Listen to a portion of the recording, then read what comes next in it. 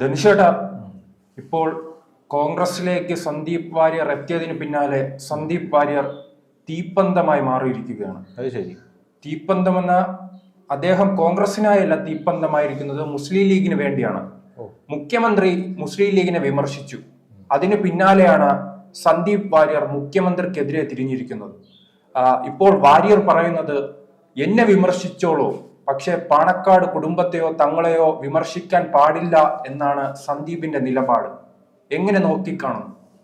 ഇതിൽ പ്രത്യേകിച്ച് നോക്കിക്കാണാനൊന്നുമില്ല. ഞാൻ ഈ മുട്ടിലഴയുന്നു എന്ന് കേട്ടിട്ടേ ഉള്ളൂ. പക്ഷേ കാണുന്നത് ആദ്യമായിട്ടാണ് യഥാർത്ഥത്തിൽ.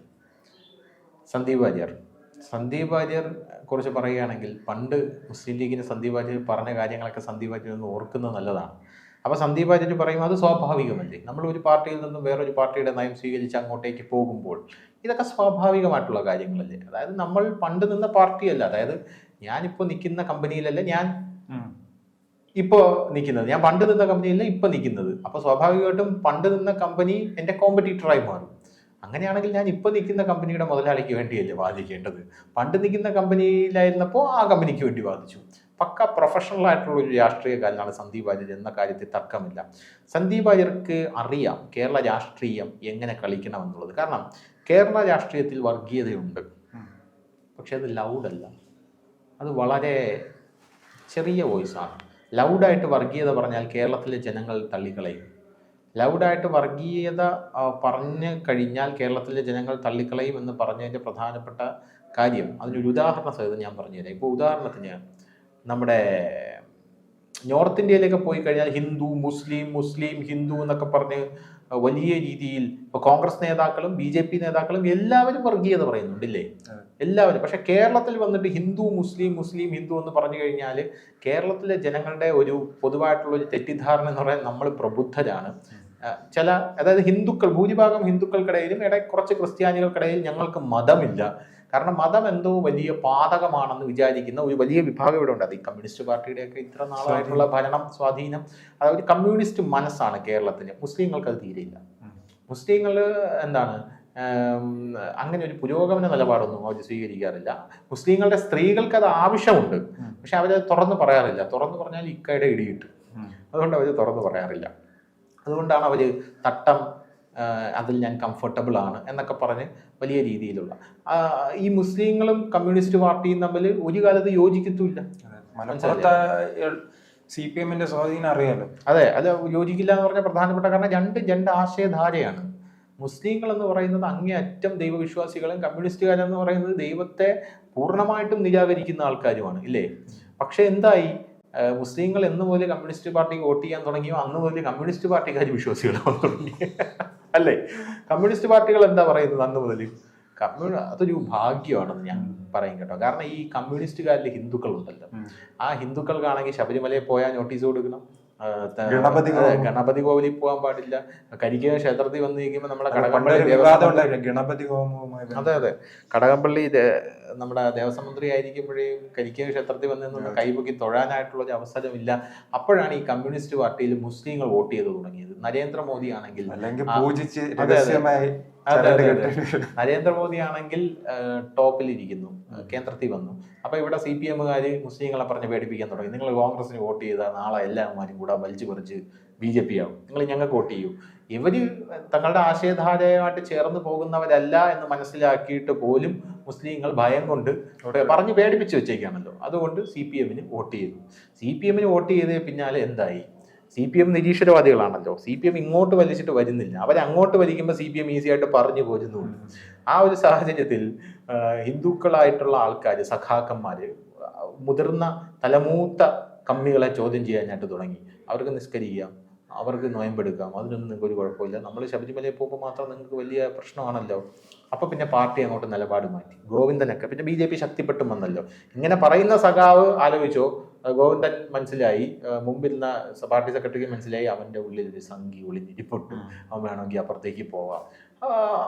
അങ്ങനെയല്ല പാർട്ടി പറഞ്ഞിരിക്കുന്നത്. പാർട്ടി പറഞ്ഞിരിക്കുന്നത് എന്ന് പറഞ്ഞു കഴിഞ്ഞാൽ വിശ്വാസമാവാം, അത് പാർട്ടി എതിർക്കുന്നില്ല. പക്ഷെ പാർട്ടിക്കൊരു പ്രത്യയശാസ്ത്രമുണ്ട്, മനസ്സിലായില്ലേ? ആ പ്രത്യയശാസ്ത്രം അനുസരിച്ച് പാർട്ടിയിൽ പ്രവർത്തിക്കുക. പുറത്ത് നിങ്ങൾ എന്തോന്ന് ചെയ്തു, വിശ്വസിച്ചു. അതോടുകൂടി എല്ലാവർക്കും വലിയ ആശ്വാസമായി. നമ്മുടെ ബീഹാറി മരുമോളുള്ള കോടിയേരി ബാലകൃഷ്ണന്റെ മോനൊക്കെ കെട്ടും കെട്ടി ശബരിമലയിലേക്കൊക്കെ പോയത് നമ്മൾ കണ്ടതാണല്ലോ. അവരുടെ നിലപാടിൽ അവരൊരു മയം വരുത്തി. അതാണ് പറഞ്ഞത്, ഇസ്ലാമിനെ കൊണ്ട് അങ്ങനെ ഒരു ഗുണം നമ്മുടെ കേരളത്തിലുണ്ടായി. കമ്മ്യൂണിസ്റ്റ് പാർട്ടിക്കാരെ വിശ്വാസികളെ പണ്ട് പറഞ്ഞുകൊണ്ടിരുന്ന കമ്മ്യൂണിസ്റ്റുകാരൊക്കെ ഇപ്പോൾ അതായത് കമ്മ്യൂണിസ്റ്റുകാരായിട്ടുള്ള മുസ്ലിങ്ങൾ പാർട്ടിക്കകത്ത് വന്ന് അവരുടെ ആചാര അനുഷ്ഠാനങ്ങളൊക്കെ നടത്തുന്നത് കാണുമ്പോൾ ഇവർക്കും ചെയ്യാമെന്നുള്ള രീതിയിൽ കാര്യങ്ങൾ എത്തി. അങ്ങനെ ഒരു കാര്യം ഇവിടെ സംഭവിച്ചു. നമ്മൾ സന്ദീപ് വാര്യരിലേക്ക് വരികയാണ്. അതെ, സന്ദീപ് വാര്യരിലേക്ക് വരികയാണെങ്കിൽ സന്ദീപ് വാര്യര് ഇപ്പോൾ പാണക്കാട് സാദിഖ് അലി ശിഹാബ് തങ്ങൾ, അപ്പോൾ ആ തങ്ങളെ പോയി കണ്ടു. സന്ദീപ് വാര്യർക്ക് കൃത്യമായിട്ട് അറിയാം ഇവിടെയുള്ള മുസ്ലിം വോട്ട് ബാങ്കും ബേസും എല്ലാം കൃത്യമായിട്ട് അറിയാം. ഇപ്പോൾ ഷൊർണൂറിൽ സന്ദീപ് വാര്യർ മത്സരിക്കാൻ നിന്നപ്പോൾ തന്നെ അവിടെയുള്ള മുസ്ലിങ്ങളുടെ വോട്ട് സന്ദീപ് വാര്യര് വേണം.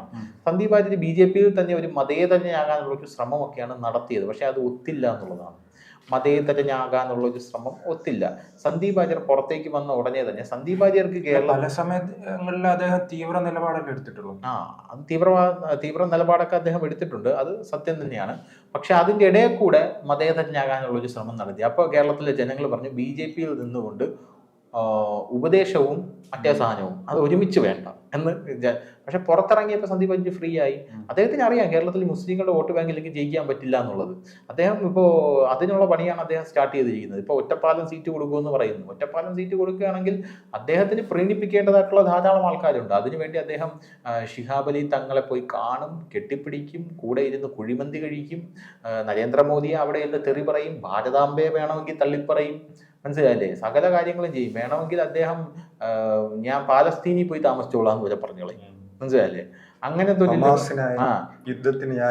ഹമാസിന്റെ യുദ്ധത്തിന് വേണമെങ്കിൽ ചിലപ്പോൾ ഞാൻ ഇറങ്ങിക്കോളാം എന്ന് വേണമെങ്കിലും ചിലപ്പോൾ അദ്ദേഹം പറഞ്ഞു കളയും. അപ്പൊ ആ ഒരു ലെവലിലേക്ക് അദ്ദേഹം എത്തിക്കഴിഞ്ഞു, മനസ്സിലായി. അദ്ദേഹത്തിന് കേരളത്തിന്റെ പൊളിറ്റിക്സ് ഇതാണ്. അദ്ദേഹത്തിന് ഞാൻ ഒരിക്കലും കുറ്റം പറയുകയല്ല, ഇതാണ് കേരളത്തിന്റെ പൊളിറ്റിക്സ്. ഇപ്പൊ നാളെ ശ്രീത്തോ ഞാനോ കോൺഗ്രസിലോ കമ്മ്യൂണിസ്റ്റ് പാർട്ടിയിലോ പോയി കഴിഞ്ഞാലും നമുക്കൊരു സീറ്റ് കിട്ടിക്കഴിഞ്ഞാൽ നമ്മളെ ജയിക്കാനല്ലേ നോക്കൂ. അപ്പൊ അത് ജയിക്കണമെങ്കിൽ എന്ത് വേണം? മുസ്ലിം വോട്ട് ബാങ്ക് വേണം, അല്ലെങ്കിൽ ഹിന്ദുക്കൾ ഒരുമിച്ച് നിൽക്കണം. അവർ ഒരുമിച്ച് നിൽക്കൂ, കൊന്നാലും ഇവന്മാർ ഒരുമിച്ച് നിൽക്കത്തില്ല, മനസ്സിലായില്ലേ.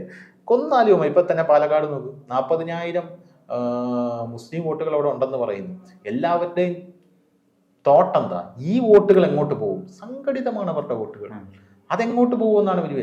ആരെങ്കിലും ചോദിക്കുന്നുണ്ടോ ഇവിടെ ഹിന്ദുക്കളുടെ വോട്ട് ആർക്കാരും? അങ്ങനെയൊന്നും ഇല്ല, മനസ്സിലല്ലേ. ഹിന്ദു ആർക്ക് വോട്ട് ചെയ്താലും ഇവിടെ ആർക്കും ഒരു ചുക്കും ചുണ്ണാമ്പും. പക്ഷേ ഈ ലോക്സഭാ തെരഞ്ഞെടുപ്പിൽ എല്ലാം ചെറിയ മാറ്റങ്ങളുണ്ടായി. അത് BJP അവിടെ നരേന്ദ്രമോദി അവിടെ വന്നു കഴിഞ്ഞ ശേഷം മാറ്റങ്ങൾ നല്ല രീതിയിൽ ഉണ്ടാകുന്നുണ്ട്. പക്ഷെ പ്രകടമായ മാറ്റങ്ങൾ വരണമെങ്കിൽ ഇനിയും ഒരുപാട് സമയമെടുക്കും. കാരണം ഹിന്ദുക്കളിൽ ചില ആൾക്കാർ ഉണർന്ന് വന്നിട്ടില്ല ഇപ്പോഴും. ഇപ്പോഴും രാഹുൽ ഗാന്ധി അദ്ദേഹം ഞങ്ങളുടെ രാഹുൽ ഗാന്ധി പുണ്യാളനാക്കാൻ നടക്കുന്ന ആൾക്കാരാണ് ഇവിടെ ഉള്ളത് എന്നുള്ളത് പച്ചയായിട്ടുള്ളൊരു സത്യമാണ്. അപ്പൊ അങ്ങനത്തെ ഒരു സാഹചര്യത്തിൽ മറുസൈഡിലാണ് കാരണഭൂതൻ.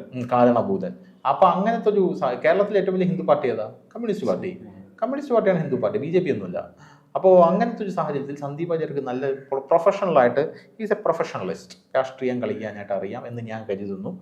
അപ്പോൾ അതുപോലെ തന്നെ സന്ദീപ് വാര്യർ ഇപ്പോൾ പറഞ്ഞത് അത് കുറച്ച് ഓവറല്ലേ എന്ന് ചിന്ത പല ആൾക്കാർക്കും തോന്നും. എന്നാൽ കേരള രാഷ്ട്രീയത്തിന്റെ പശ്ചാത്തലത്തിൽ അത് ഒട്ടും ഓവറല്ല കേരള രാഷ്ട്രീയത്തിന്റെ പശ്ചാത്തലത്തിൽ. ഇതാണ് യഥാർത്ഥത്തിലുള്ള രാഷ്ട്രീയം. ഇതാണ് യഥാർത്ഥം. കാരണം ആരാ മതേതര സർട്ടിഫിക്കറ്റ് കൊടുക്കുന്നത് കേരളത്തിലുള്ള രാഷ്ട്രീയക്കാർക്ക്? ആരാ കൊടുക്കുന്നത്?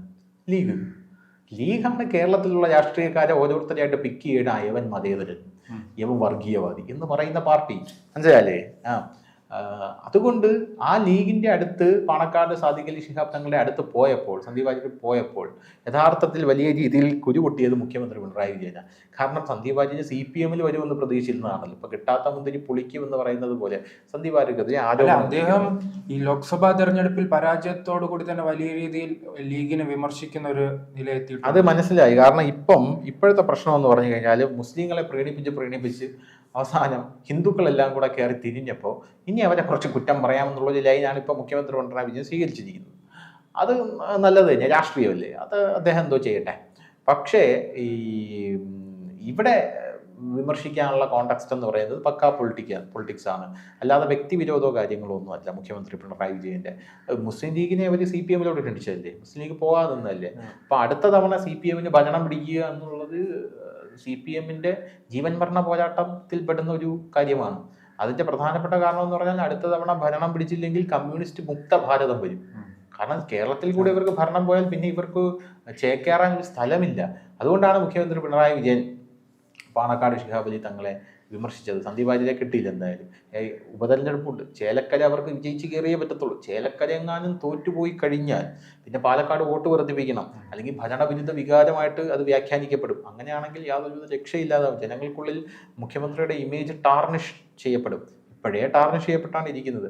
അപ്പോൾ ആ ഒരു സാഹചര്യത്തിൽ മുഖ്യമന്ത്രി പിണറായി വിജയൻ സന്ദീപ് വാര്യർ പോയപ്പോൾ പറഞ്ഞു, ഈ ശിഹാബ് അലി തങ്ങൾ, പാണക്കാട് സാദിഖ് അലി തങ്ങൾ ജമാഅത്തയുടെ അണിയെപ്പോലെ പെരുമാറുന്നു. പഴയ തങ്ങൾ സൂപ്പറായിരുന്നു. അവിടെ അങ്ങനെ ഒരു ലൂപ്പ് ഹോൾ ഇട്ടിട്ടുണ്ട് അല്ലേ? അതായത് ഈ പാണക്കാട് ശിഹാബ് തങ്ങൾക്കെതിരെ നേരത്തെയും ഒരുപാട് ബാബറി മസ്ജിദുമായി ബന്ധപ്പെട്ട ചന്ദ്രകേല് പുള്ളി ഒരു ലേഖനം എഴുതിയത് വായിച്ചായിരുന്നോ?